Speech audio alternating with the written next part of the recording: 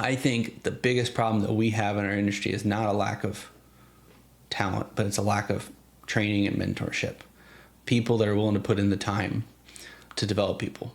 Welcome to Verify in Field, the Millwork podcast. Here's Jacob. Hey everybody, welcome back to Verify in Field. Today, I'm doing another solo session. Haven't done one of these in a while, so no guest today. But I wanted to come on here and talk about how the millwork industry is desperate for talent, but starving for mentors. And share with you guys a little bit about my journey and just ultimately my thoughts on mentoring and training in our industry. As if you've been in millwork for any period of time, you know that we are collectively starving for talent for young people coming into this industry. And pretty much any company you talk to, or if you yourself are listening as an owner or a leader, you're probably feeling this pain of struggling to find skilled or trained talent. And I think that if you dig into that, really, it's a little bit more, less that we're struggling to find talent, but more the skilled and trained part. And I think that really, if you go around and think about it, how many of us have a training program, or how much time are we spending dedicating to training people in their specific roles? And part of this, I think, goes to how our industry has developed over time. And it's just that generally everybody starts on the shop floor, and almost everybody has a little bit of that story of started out sweeping and being a helper, maybe catching boards or assembling, and eventually you become an operator and a bench custom builder. But that takes years and time of experience. And in general, the training and education process looks like that of doing. And so it really just takes putting in the time. But that doesn't exactly translate to the way our business looks like today, in that we have a lot more roles than just shop roles. And so if you're looking for engineers or drafters or project managers or estimators, very few people are thinking 5 years down the road, 10 years down the road, and saying, I know I'm going to need an estimator in 5 years, so I better hire somebody that's entry level on the shop today and give them a 5-year plan and know that in 2 years they need to be running the saws and CNCs and becoming a custom builder. And in 4 years, they need to be moving into the shop and learning project management and engineering, estimating, to then have an estimator. Like, I can't tell you the name of a single company that's really doing that. It does happen, but not in really a concerted, intentional way. And outside of that, even once you do get somebody in those roles, maybe you do find an entry-level drafter or a project manager, how many people, how many companies as a part of their culture are dedicating a specific amount of time or a concerted, impactful amount of time to teaching them, to training, to mentoring.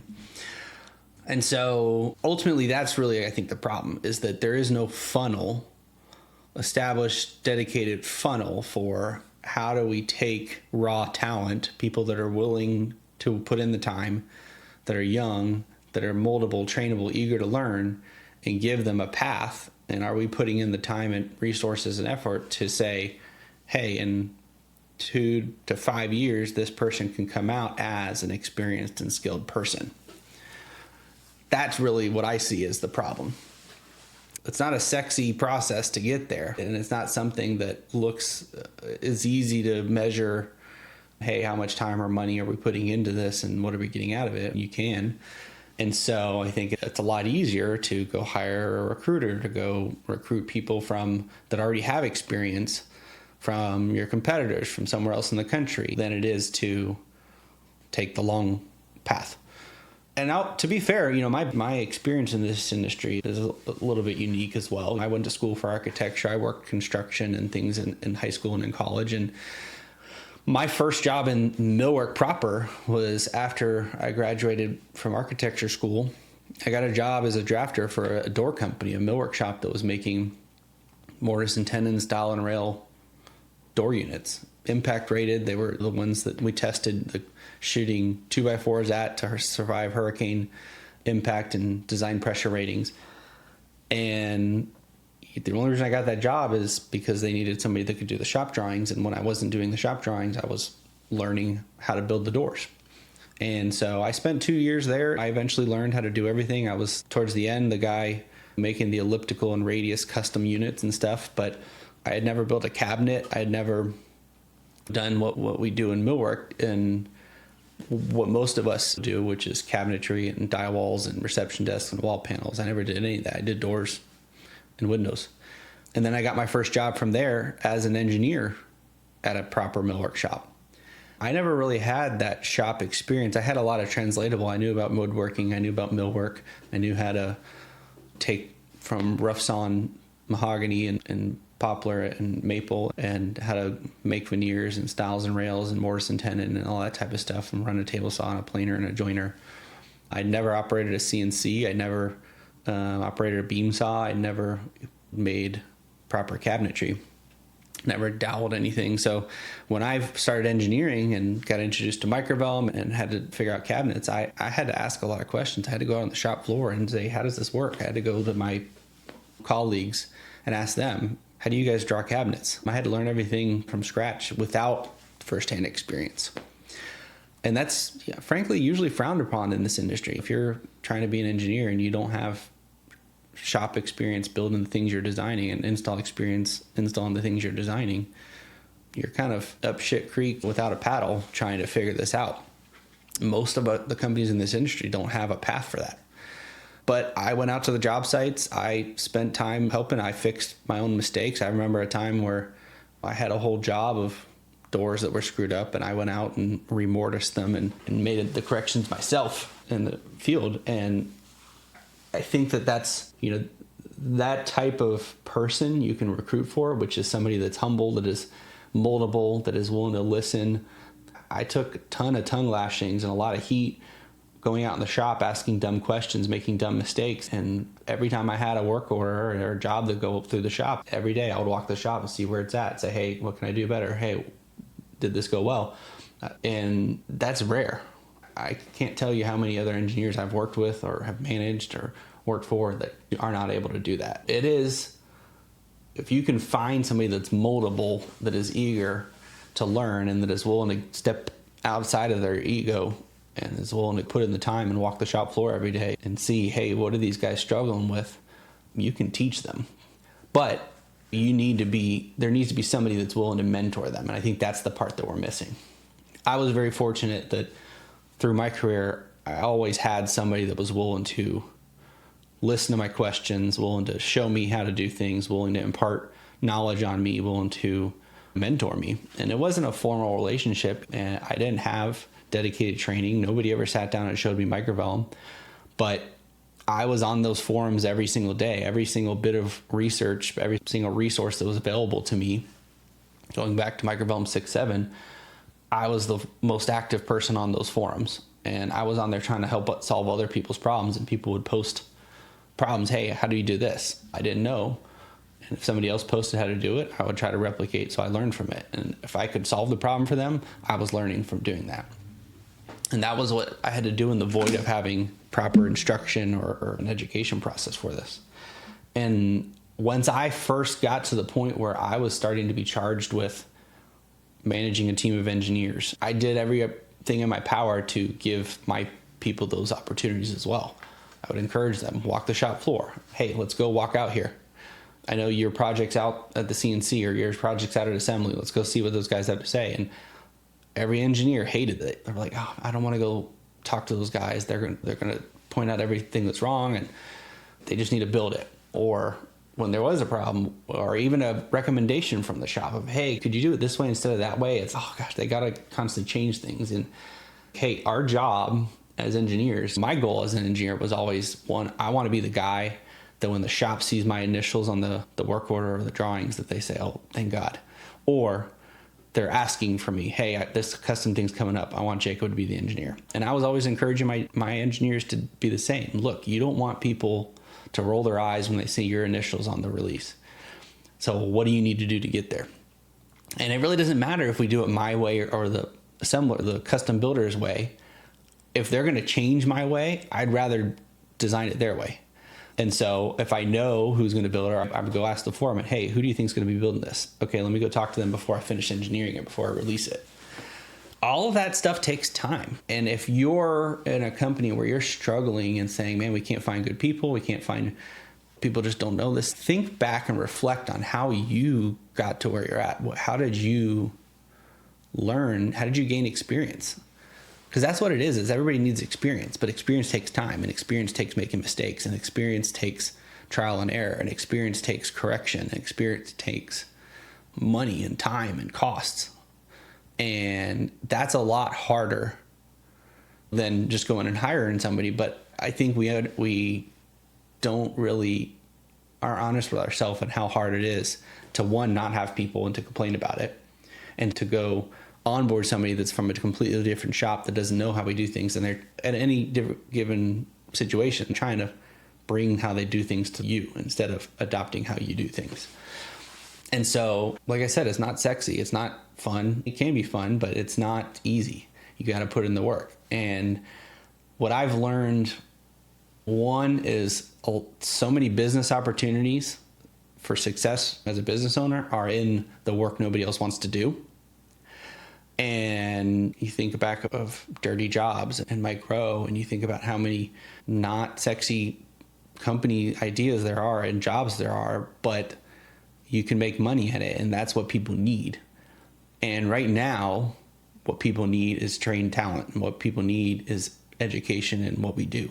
And so if you're a company that's struggling with this and figuring out how are we going to be competitive, how are we going to gain a competitive advantage over this industry of longevity and success, it's starting now with teaching people, putting in the time and effort. And you don't have to have an elaborate curriculum. It is just that. It's time and care and mentoring. So if you have somebody that's willing to say, hey, I've been in the shop for a year or 2 years, I'd really love to learn how to draft. I think I could do that. Give them a chance. And if you're saying I can't afford to lose them, what's easier, to replace a CNC operator and train somebody new to do that, or to find somebody that's eager and willing to be an engineer? And especially if that somebody already has shop experience in your shop with your machinery, they know what the output needs to be from your engineering team. Same thing for really any other role. If they're a project manager, they know what the output needs to be. They have the relationships ingrained in your organization to go and get things done. And worst case scenario, if you slow down, that person is cross-trained and able to be way more valuable for you. And it can be simple things. Like I used to every other week have open office hours for my drafters and engineers. And that was just, I would block out an hour of my time and I would be available either in my office or on Teams. Say, hey, anybody who wants to join in and you have questions you want to cover, let's go through it. If you have a topic you want me to show, and sometimes I would come prepared with a topic. Hey, I've been noticing these mistakes getting back from the shop. We're going to cover how to print the right reports, how to check your optimizations for yield, how to handle panel drawings for balanced centered matched door panels. Whatever it is, I would find ways to teach it or bring somebody in who knows it. But you have to constantly be soliciting feedback, constantly be giving feedback, constantly be finding opportunities to teach and invest in them. And that's hard to find that time and to make that time. You got to schedule it. You got to prioritize it. And I guarantee you over time, it will add up. It'll become valuable. Record those sessions, document things, have the people that you're teaching document their process. Say, hey, I'm going to show you how to do this. I want you to document it and then give it to me in a document of what I taught you so that I make sure you understand. And over time, you build a library of lessons, of processes, of SOPs that becomes easier to replicate and to onboard the next person. And now you're also training somebody that can be a teacher and a trainer as well. But also you got to give them opportunities to mess up. Give them challenges. Don't always give the project to the safe set of hands and create a bottleneck. And it's the first 1 or 2 times it might be, hey, I'm going to sit and do this with you. I'm going to show you. And then it's, hey, I want you to do it. I'm going to check it before you release it. And there's going to be mistakes. That's part of it, but that's how people learn. And I guarantee if you think back to how did you learn to not screw up building something too big to get in the building? It probably was a project where you built something too big to get in the building, and you're never going to forget that. How did you learn how to lay out wall panels properly and not forget to account for shim space and cleats and reveals and things like that? It was probably a job where you screwed it up and you realized, oh man, I'm never going to forget that. All those things are the opportunities you need to be able to give your people as well for them to grow into that and to gain the experience you have. So ultimately, I think the biggest problem that we have in our industry is not a lack of talent, but it's a lack of training and mentorship. People that are willing to put in the time to develop people. I'm about to do it again. At Ductworks, we've grown. We have over 100 people now. And when we first started, it was me one-on-one with people. And then I would develop trainers and train the trainer, and now the trainer trains people. But we need people that can have more really advanced abilities for engineering and microvalve. I'm going to spend every afternoon for the next 4 weeks dedicated to training them. And so even at the scale that we're at now, I still spend time of my own time planning out, creating lessons, one-on-one, showing them, or one-on with 5 people, whatever it is, walking them through things. And hey, today we're going to cover manual cut list. We're going to go old school. I want you to understand how things used to be done before CAD CAM software, and so that you understand what you're creating is a cut list. That's what parametric CAM software is doing. But you need to understand the old way before you understand the new way. And then you're going to always know that even though I've got all these formulas and I've got this parametric products and things, you should know what the result is supposed to be. You're basically creating instructions for either an operator or a machine to cut parts, to create a cut list, teaching people history, teaching people how we got to where we're at, and to understand how to get things the hard way, and they're going to better understand the complex way. And so I think that if you're somebody that has ever found yourself, man, I can't find good help, we're struggling to hire people, and we're struggling to retain people, ask yourself, do you have a culture of learning? Do you have a culture of teaching? Do you have people in your organization, the people who have the knowledge, are they teachers or are they just doers? Almost every company has that. Hey, I've got this person, they've got all the experience, everything has to go through them, and if it does, it goes great, but I only have one of them. And is that person willing to teach other people? And too often, the people that have the knowledge are not good teachers. So maybe you have to pair them with somebody who has the right attitude, the right ability to, hey, I'm going to try to extract knowledge from you a little bit at a time so that I can become the teacher. Because it is a different mindset. And I think that's really what we're lacking, is people that are eager and willing and have the right attitude and willing to share and teach people. If you're a parent, my kids are getting into teenage years for the first time, and they're starting to do sport, and we have these coaches that they're teachers. They're willing to spend the time and walk through, hey, step by step, this is how you do this, pass the ball, this is how you catch the ball, this is how you look for your teammates, and this is how we do this part of the process, and we're going to repeat and do reps and reps. And that's hard for people that, hey, I'm a doer and I'm a technical individual contributor. It's hard for me to step back and watch somebody else do it wrong over and over again, and I correct them and I correct them and I teach them. But that's what it takes. That's how we develop people. And that's really what, if you're willing to do that and create that culture of not just learning, recruit people who are willing to learn, but you also need to develop people who are willing to teach, willing to mentor, willing to put in the time, and get past their ego of, if I teach them to do this, what am I able to do? What am I going to do? That is an amazing problem as a business, as a leader, to have of, man, I've delegated, I've taught people to do everything. Now I don't have to do that. What am I going to do? I guarantee you, your business has other things that they wish somebody had time to do. And as a leader, that's what you should be constantly doing, is teaching, delegating, finding something else to go solve, and then create a process and then teach and delegate it again. Create opportunities to delegate and teach things to your team. You're going to very rapidly have amazing people that are extremely knowledgeable, that are constantly eager to learn, and you're going to be now very good at figuring out a process and teaching people and delegating, and yourself figuring out how to be a really good leader. So I think, in my opinion, the talent gap, the skills gap, is really less about the work that needs to be done, more about the people that have the knowledge not taking the time or not being willing to teach and inform and instruct and mentor. And if you're a shop owner, you're a leader, I would spend time with your leadership team investing in that, building a culture of, what did you teach your team this week? How much time did you spend this week mentoring somebody? Did you sit down, are you having one-on-ones? Are you having team meetings? And if so, what is your team learning? Are they getting better?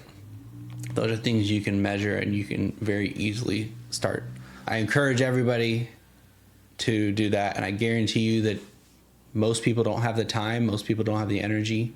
The people who do prioritize that, you're going to be setting yourself apart in this industry for long-term success. Thank you for listening to today's episode. Do you want to stay up to date about industry insights, new content, and our community of millworkers? Go to ductworksmw.com to sign up for our newsletter. I'll see you in the next episode of Verify in Field.